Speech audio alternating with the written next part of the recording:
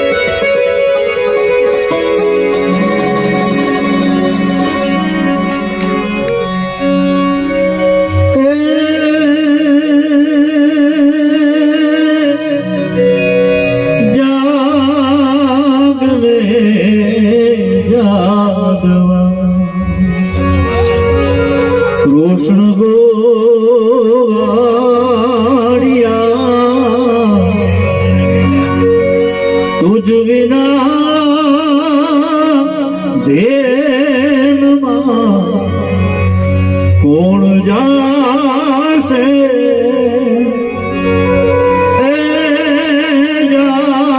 જાગલે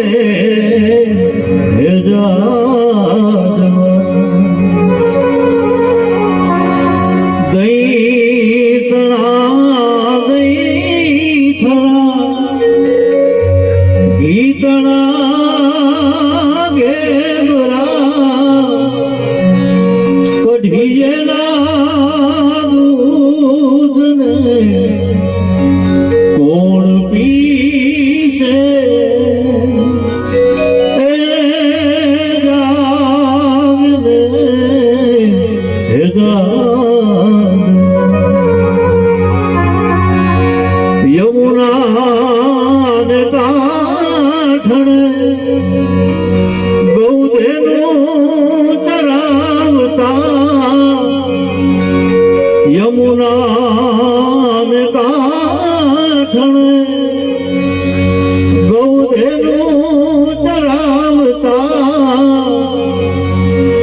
મધુરી C મોરની કોણ વાસે એ જાગ રે એ જાગ કૃષ્ણ ગોવાળિયા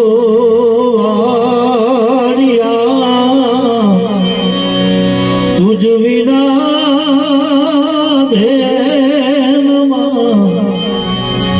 કોણ જાશે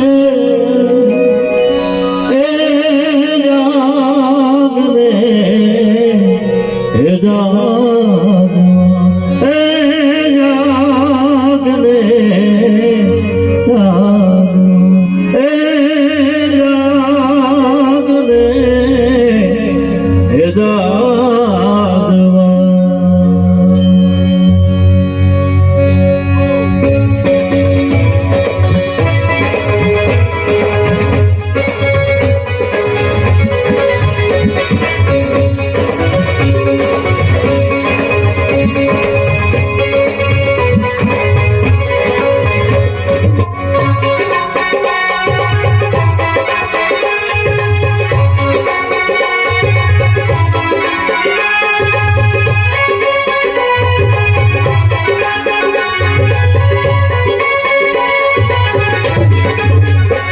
छोटी गैया छोटे छोटे बाल छोटी छोटी गैया छोटे छोटे बाल छोटी छोटी गैया छोटे छोटे बाल छोटी छोटी गैया छोटे छोटे बाल छोटो सो मेरो मदन गोपाल छोटो सो मेरो मदन गोपाल अरे छोटो सो मेरो मदन गोपाल छोटो सो मेरो मदन गोपाल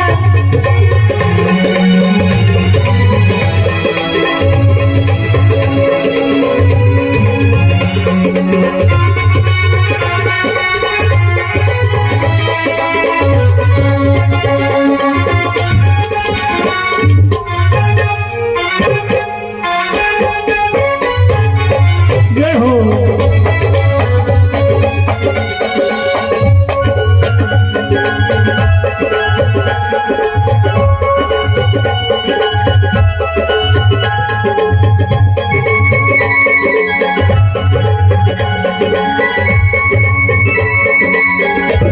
ये छोटी छोटी लखोटी छोटे छोटे बाल छोटी छोटी लंगोटी छोटे छोटे हाथ ये छोटी छोटी लखोटी छोटे छोटे हाथ छोटी छोटी लंगोटी छोटे छोटे हाथ ए माखन खाए मेरो मदन गोपाल माखन में खाए मेरो मदन गोपाल ये छोटी छोटी गैया छोटे छोटे बाल छोटी छोटी गैया छोटे छोटे गाल छोटो सो मेरो मदन गोपाल छोटो सो मेरो मदन गोपाल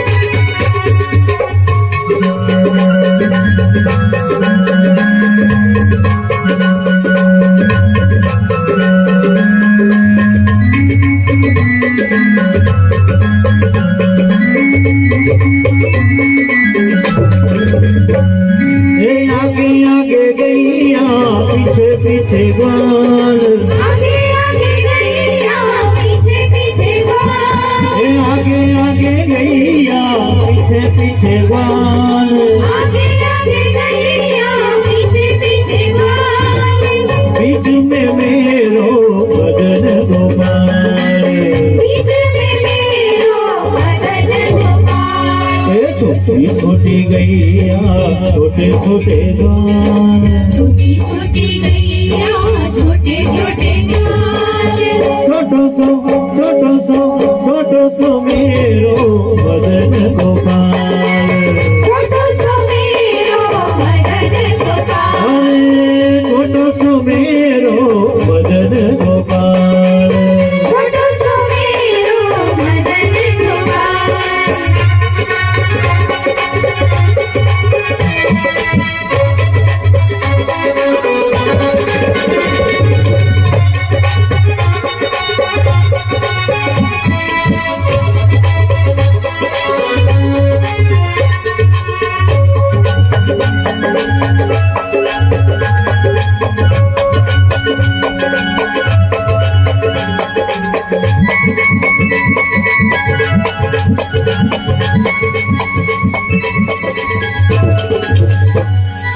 કારી કારી ગૈયા ગોરે ગોરે ગ્વાલ કારી કારી ગૈયા ગોરે ગોરે ગ્વાલ એ કારી કારી ગૈયા ગોરે ગોરે ગ્વાલ કારી કારી ગૈયા ગોરે ગોરે ગ્વાલ શ્યામ વરણ મેરો મદન ગોપાલ શ્યામ વરણ મેરો ભજન ગોપાલ એ છોટી છોટી ગૈયા છોટે છોટે ગ્વાલ छोटी छोटी गैया छोटे छोटे ग्वाल छोटो सो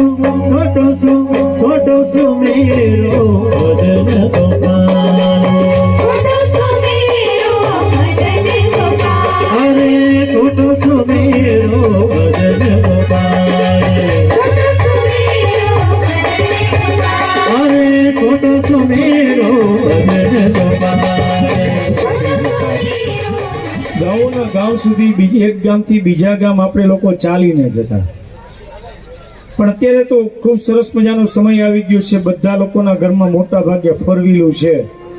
ફોર વ્હીલું ન હોય તો એ લોકો બસમાં મુસાફરી કરતા હોય, ટ્રેનમાં કરતા હોય, ને જે ફાઇનાન્શિયલી દ્વારકાધીશ જેવા હોય એ લોકો પ્લેનમાં પણ મુસાફરી કરતા હોય. મારા જેવા સુદામા જેવા હોય સાયકલમાં મુસાફરી કરતા હોય.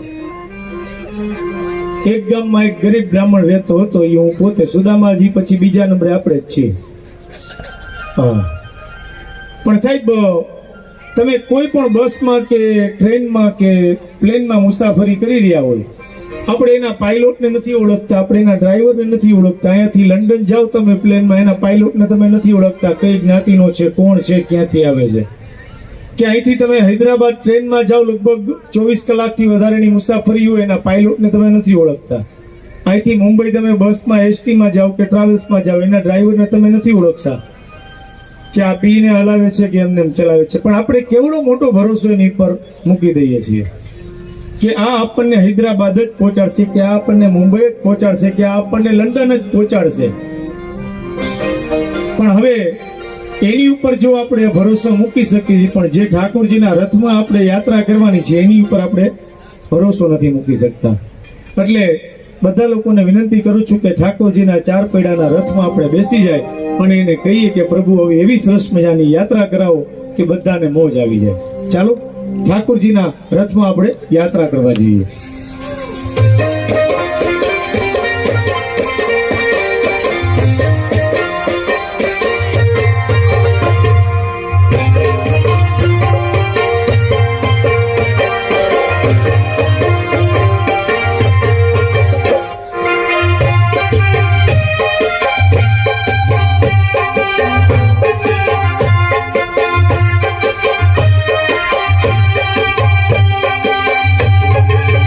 કે મારો